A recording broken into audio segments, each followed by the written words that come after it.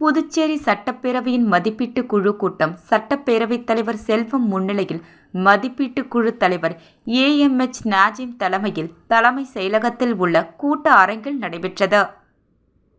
இந்த கூட்டத்தில் சட்டமன்ற உறுப்பினர்களின் தொகுதி மேம்பாட்டு நிதி தொடர்பாக ஆலோசனை நடைபெற்றது. இந்த திட்டத்தின் கீழ் புதிய பணிகள் தொடங்குவது குறித்தும் காலத்தோடு பணிகளை முடிப்பது குறித்தும் சட்டமன்ற உறுப்பினர்களால் கருத்துக்கள் தெரிவிக்கப்பட்டது.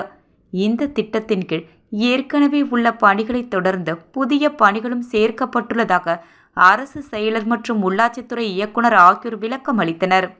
இந்த மதிப்பீட்டுக்குழு கூட்டத்தில் முதலமைச்சரின் பாராளுமன்ற செயலர் திரு ஜான்குமார், அரசு கொறடா திரு AKD ஆறுமுகம், சட்டமன்ற உறுப்பினர்கள் திரு KPS ரமேஷ், திரு சம்பத், திரு ரிச்சர்ட் ஜான்குமார், திரு PM கல்யாணசுந்தரம், திரு நேரு, திரு வைத்தியநாதன், திரு VP ராமலிங்கம், திரு நாக தியாகராஜன், திரு செந்தில்குமார், திரு பிரகாஷ்குமார் மற்றும் அரசு துறை செயலர்கள் திரு ஆஷிஷ் மாதராவ் மோர், திரு ஜவஹர் சட்டப்பேரவை செயலர், திரு தயாளன் உள்ளாட்சித்துறை இயக்குனர், திரு சக்திவேல் நகராட்சி மற்றும் கொம்யூன் பஞ்சாயத்து ஆணையர்கள் உள்ளிட்ட அதிகாரிகள் கலந்து கொண்டனர்.